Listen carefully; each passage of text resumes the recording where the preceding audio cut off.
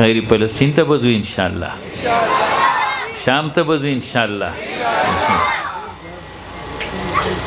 ہم ختم نبوت کی خاطر ہر باطل سے ٹکرائیں گے، اصحاب نبی، ازواج نبی اور آل نبی پر ہم قربا.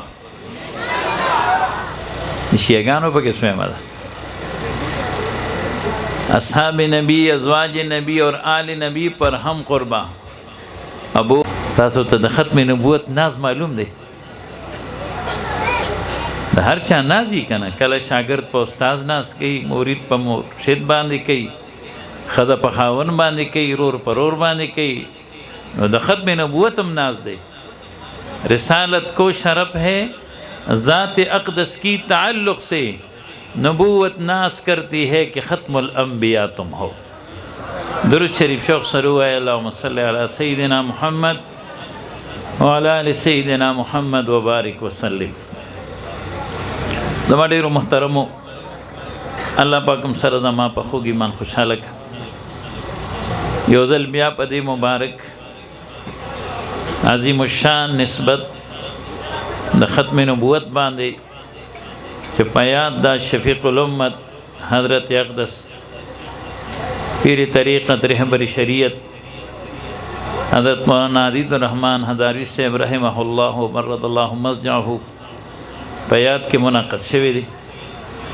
الله دې د دې مبارک کانفرنس ثوابونه اول د مخکل پیغمبر صلی الله علیه وسلم تو رسول کی قیامت سبا پورې ټول مسلمانانو توړوان آدم علیه السلام پورې او بیان دې وخت کې د موږ مولانا عبدالحق صاحب دی، محترم جناب عبدالرزاق صاحب دی کمرو وفات شوی دی. الله داغي درجات عالیه نصیب کی، داغي د والدې دی او د دوی داغه بابی الله صبر جمیل نصیب کی او داغه معشوم دی الله جل جلاله د ډیر خوشحالو سره آینده جن نصیب وګرځولي کی کوم چې سور او دلوان دی الله پاک هغې ته نصیب کړو.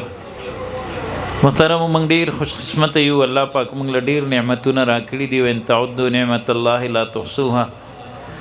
الله په فرمایي تاسو زما نعمتونه څه چې د یو نعمت سره څونه نعمتونه تعلق لري هغه نشئ شمارلی.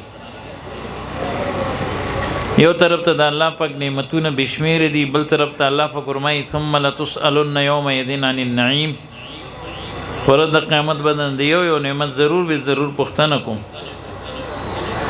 بشمیر نعمتونه الله پاک موږ ته صرف یادوي، کله په یو انداز کله په بل انداز، لیکن بشمیر نعمتونو کې الله پاک په موږ او تاسو باندې صرف په یو نعمت باندې اثبات نه کوي. نو سوچو کو چې په کم نعمت الله پاک په موږ اثبات نه کوي، نه به د ټولو نعمتونو نه لوی نعمت وي او که نه وي. شاعر وہی سب کچھ خدا سے مانگ لیا تجھ کو مانگ کر، اٹھتے نہیں ہیں ہاتھ میرے اس دعا کے بعد. او دا نعمت عظما حسن مجسم بدر مفخم روح دو عالم عدل مکرم نبی معظم رسول محتشم شافع اعظم سیدنا محمد رسول اللہ ټول صلی اللہ علیہ وآلہ وصحبہ وسلم. دا الله پاک په نعمتونو کې د ټولو نه لوی نعمت بغیر د غوښتلو نه الله پاک موږ له راکړی دی. ټول وایي الحمدلله والشکر لله. نحن الاخرون السابقون، راغلی دنیا ته اخرنی یو، د نبی علیہ السلام په برکت به د ټولو امتونو نه مخکې جنت ته داخلیږو انشاءالله. دا یو نعمت الله پاک موږ ته صرف یادوي. د دې اثباتونه الله په موږ کوي. لقد من الله علی المؤمنین اذ بعث فیهم رسولا. البته په دای سره احسان وکړه الله پاک په مؤمنانو چې په دې کې د نبی علیہ السلام غوندې عظیم پیغمبر راولېږه. دا علما کابر تشریف فرما دي، وړاندې بیاناتو شروع صبح کېږي. دا ټول د نبی علیہ السلام جانشینان دي او د هر څه تعلق چې د نبی علیہ السلام سره راغی د هغې ادب کول پکار دی. یو تیراندازو غشي بیشتل، قاضی عیاض رحمه الله شفا شریف کې واقعه ذکر کړې ده. هغه تیرانداز سره یو لینده وه، هغه لیندې له به هغه بغیر د اودس نه لاس نوړو. هغه ته دا پته لګېدلې وه چې دا لینده مبارک د نبی علیه السلام په لاس مبارک کې پاتې شوې ده. حضرت کابس رضی الله عنه دا نوم یادم کې په بچو یې کېم دی. حضرت کابس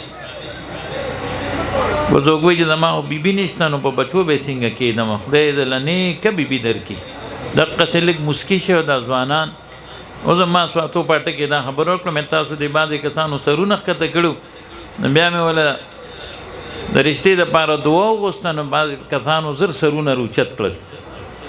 د چا بیبیانې نه الله دې وله نیکې نیکې بیبیانې ورکړي او د چا کوي او هغې خفه کړي یې دې خفه کړي نو بس چې لاړ شي کور ته که خیري ټول مټي کې که خیري ښه کم خاوند چې ښځې ته او ښځه خاوند ته د رحمت په نظر وګوري الله پاک دواړو ته د رحمت په نظر وګوري. حضرت کابس رضی اللہ عنہ صحابی دے دے زمن کے بدل خیر دے دغه وظیفه درکم چې د چا رښتینی روزانه 313 بار بسم الله الرحمن الرحیم وای مخکې وروسته درود شریف ان شاء الله الله پاک بم د نیک رشتې توفیق نصیب کړي. حضرت سیدنا امیر معاویه رضی الله تعالی عنہ دوري دلیو چې د حضرت کابس رضی الله عنه شکل شباهت دا د نبی علیه الصلاۃ والسلام په شانت دي. دی په دی تکل کېو چې دی به کله ما سره ملو شي دغه دی چې یو ځل دا صحابي حضرت معاویه رضی الله عنه ته راغی چې معاویه رضی الله عنه څنګه ولید د خپل کټ نه راټوپ کړی او ورمنډې کړی او د دواړو ورځو مبارکو په منځ کې ښکل کو او مرغاب نومي او جیدادو هغه ټول د په نوم باندې وقف کړ. دیو جن موږ تاسو د نبی علیہ السلام د ذات سره د نبی علیہ السلام افعال سره د نبی علیہ السلام اقوال سره دې سره به موږ محبت ساتو. حضرت جثامه رضی الله عنه دا صحابي دی. عمر رضی الله عنه دی یو ځل کسرا ته ولیږو د ایران بادشاہ ته دا صحابي چې ورغی نو دی چې په کومه کرسۍ کېناست پته ورته نه وه یو شیبه بعد یې چې وکتل نو هغه کرسۍ د سونې وه نو دی ته پاسېد او ته موږ خو ستا عزت وکړو ته ته پاسېدې وی نبی علیہ السلام موږ د داسې نسبتونو نه منع کړي یو دیو جن درې شي د دا به د رسول الله مبارک سره ډېر نسبتونه دي خو خصوصا دا درې به موږ لازم ساتو. محبت اتباع او ادب. که محبت نوي او تشه ظاهري اتباع وي نو پتشه اتباع عبدالله ابن ابی ابن سلول هغه بچ نشو رئیس المنافقین دی. او که محبت وی او اتباع نه وي نو پتش محبت باندې ابو طالب سے بچ نشو. او چې هر صحابي محبت اختیار کړی دی اتباع اختیار کړی دا او ادب اختیار کړی دی وَكُلًّا وَعَدَ اللَّهُ الْحُسْنَى ہر صحابی نبی جنتی جنتی. دی وجہ نا دا نبی علیہ السلام سروا دا محبت گرم تار لرے او دا اتباع یختار بهم لرے سنگا دا بلب منگ ترانا را کئی او دی کی پلس مائنس کنیکشن دے یو تار یخ دے بل گرم دے کو یو ویو بل نوی بل ویو بل نوی نمنگ ترانا نرا کئی. داننگی نبی علیہ السلام سره بدا دواړه نسبتونه برقراری او بیا څنګه چې په دې تیار کې موږ یو بل وینو د سوجنا د دې رڼا د وجنا زموستا په دې دواړو سترګو کې الله پاک 36 کروڑ کیمرې پیدا کړې دي. ایٹ ا ټایم موږ 26 کروڑ کیمرې استعمالو خو زمونږ د ظاهري سترګو دپاره ظاهري رڼا پکار ده. دروازې زمونږ په دواړو سترګو کې 36 کروڑ کیمرې شته، خو چې موږ یو بل وینو نو دا د انور د رڼا برکت دی. کو د شپې موږ یو بل وینو، یا به د سپوږمۍ د وجې نه، یا د بلب یا د راډ د وجې نه، یا د ډیوې لاټین د وجې نه. کو دغه نسبتونه نه وي، محترم الله پاک موږ له 2 قسمه سترګې راکړي دي، یو د ظاهر یو د باطن. د ظاهر سترګو دپاره ظاهري رڼا پکار ده. ما تاسو ته عرض وکړو که موږ یو بل وینو، د دې بلپونو د وجې نه یو بل وینو. که دا بلپونه نه وي موږ یو بل نه شو لیدی. دارنګې عزتمندو د باطل د رڼا دپاره د باطن سترګې پکار دي. څنګه د دې بلب کنیکشن میټر ته تللی دی، ټرانسفارمر ته تللی دی، ګریډ سټیشن ته تللی دی، پاور هاوس ته تللی دی. دارنګې چې د چا د باطن د سترګو کنیکشن د نبوت د ګریډ سټیشن سره وابسته وي، هغه خلک به په هدایت وي.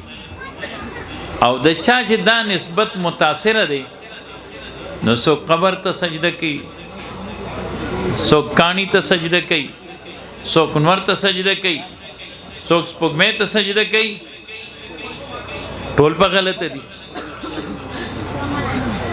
دیو جن رسول الله مبارک ته الله پاک بشمیره صفات نصیب کړی. د مسجد نبوي شریف په مکتبه کې 26,000 کتابونه د نبی علیہ السلام په سیرت باندې موجود دي. لاهور کې یو عالم دی، هغه سره 30,000 کتابونه د نبی علیہ السلام په سیرت باندې موجود دي. فلا تنقضي عجائبه، څنګه چې څوک دا دعوه نشي کولی چې د قرآن کریم د علومو د سمندر ټولې ملغلرې ما را جمع کړي. دارنګې دا جرأت څوک نشي کولی، نه دا دعوه څوک کولی شي، او نه موږ له دا جرأت پکار دی چې د نبی علیہ السلام د سیرت د سمندر ټولې ملغلرې هغه موږ را جمع کړو. او بیا بعد نسبتونه الله پاک نبی علیہ السلام ته خصوصي ورکړي دي. من جمله د هغې نه تاج و تخت ختم نبوت. په دغه نسبت دا مبارک اجتماع منعقد شوې ده. د دې عقیدې دپاره یو آیت کافي و. الله پاک مستقلا 101 آیتونه د قرآن کریم د دې عقیدې په حق باندې نازل فرمایلی. یو حدیث مبارک کافي و. 210 حدیثو کې مستقلا الله په موږ تاسو ته په زبان نبوت باندې دا عقیده خولی ده. دریم دلیل اجماع د امت باقاعده په عقیده د ختم نبوت باندې منعقد شوې ده. 1400 کاله د امت مسلمه تاریخ دا دی چې د نبی علیہ السلام د راتلو نه بعد چام اس یو مردار پیغمبر هغه نه دی برداشت کړی. الحمدلله په دغه نسبت دا مبارک کانفرنس منعقد دی. تفصیلی بیانات وړاندې مو شو. ما وختي سواتو پاټک کې دا خبره وکړه، په بو کې مختی کانفرنس هلته مې دا وکړه. دی وخت کې به موږ 5 نسبتو سره انشاءالله تعلق ساتو به کنه که خیر شه. یو د دین اشاعت ته په ټوله دنیا کې د دعوت و تبلیغ یو بهترین سلسله الله پاک موږ ته نصیب کړې ده. الحمدلله. خو دین په ټوله دنیا کې محفوظ کول دي، د هغې دپاره بهترین لاره قتال فی سبیل الله دی. الله یې د فلسطین او د 34-35 ملکونو د مظلومانو سره په جهاد بالمال باللسان بالنفس کې موږ ټولو ته د شرکت توفیق نصیب وګرځولی کړي. ارادې مضبوطې ساتو، ارزوګانې وکړو، حسرتونه وکړو چې الله پاک هغه خدماتو کې موږ ته برخې نصیب کړي. دریم نمبر دا دین به زده کوو انشاءالله. خو چا نه به زده کوو؟ د علماو نه به زده کوو. نن زمونږ عام نوجوان نسل نیو جنریشن د سکولونو کالجونو یونیورسټو الحمدلله د میدان کې دلته ډاکټران موږ سره ناست، شکر الحمدلله. نن زمونږ د کې پی کې هر څلورم سټوډنټ د کالج یونیورسټۍ دا د الحاد نه متاثره دی. نوم به د مسلمانی، عقیده به د دهریت وي، عقیده به د قادیانیت وي، عقیده به د شیعیت وي، عقیده به د انکار حدیث وي. تا ته څه پته ده چې ته یو آیت د هغې تفسیر ګورې، دی وخت کې 14 تفسیرونه قادیانانو لیکلي دي، محرف تفسیرونه یهودو نصاراو په نټ باندې ورکړي دي. تا ته دې پته شته؟ نو په دین بزان په یو د علماو نه او زمونږ اکابر د دیوبند ټول چې څنګه اهل شریعت او اهل طریقت د آداب لاندې دین به موږ تاسو ځان کې راولو، د هغې دپاره به زمونږ تعلق د خانقاه سره وي. کله به د یو شیخ سره زما دوه نسبت وي، لکه مفتی اعظم پاکستان مفتی فرید صاحب رحمت الله علیه زمونږ د حدیث مبارک شیخ مو، زمونږ مرشد مو حضرت شیخ الحدیث برکت الله سر مولانا محمد زکریا رحمه الله. هغې یو ځل فرمایل وی چې کله د طریقت په نسبت زه خپل شیخ سره ناستم، حضرت مولانا خلیل احمد سانفوري رحمت الله علیه سره، نو وی زه داسې ناستم لکه چیلی چې د زمري مخکې ناست دی، او چې کله علمي نسبت وي نو بیا بې تکلف یم.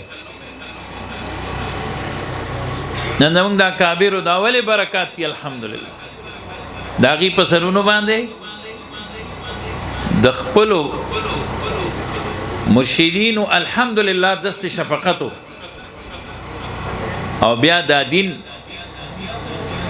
چې په ملک دننه موږ د سیکولر خلکو د منصوبونو محفوظ ساتل غواړو، د هغې دپاره به موږ په سیاست کې ساخلو، د هغې دپاره الله پاک موږ ته بهترین جماعت د جمعیت علماء اسلام په شکل نصیب کړی دی. ټول وایي الحمدلله. ما اوس هم بل دی دا خبره وکړه، شیخ الحدیث مولانا محمد زکریا رحمه الله کله چې امام الاولیاء مولانا احمد علی لاهور رحمت الله علیه د جمعیت علماء اسلام امیر محترم و مرکزی، نو حضرت شیخ صاحب ورته وفرمایل مال د رکنیت پارم ډک کا. لاهوري صاحب رحمت الله علیه ورته وفرمایل چې حضرت ستاسو تعلق خو د هندوستان سره دی، دا خو زموږ د پاکستان جماعت دی. هغې ورته زمې کار د پاکستان او هندوستان سره نشته چې ما نه قبر کې تپوس کېږي چې دا د رکنیت پارم ورته زه په قبر کې خیم. په دغه سلسله کې سبا له چې انشاءالله کوم د مشان کانفرنس دی، بګاله ملګري دعاګانې هم کوئ، نوافل هم کوئ، نور تفصیلی بیان به زموږ د ټولو په شریکه ملمو کې. الله هم جزای خیر نصیب کا، الله هم قدر وکړه. هذا واخر دعوانا الحمد لله رب العالمین.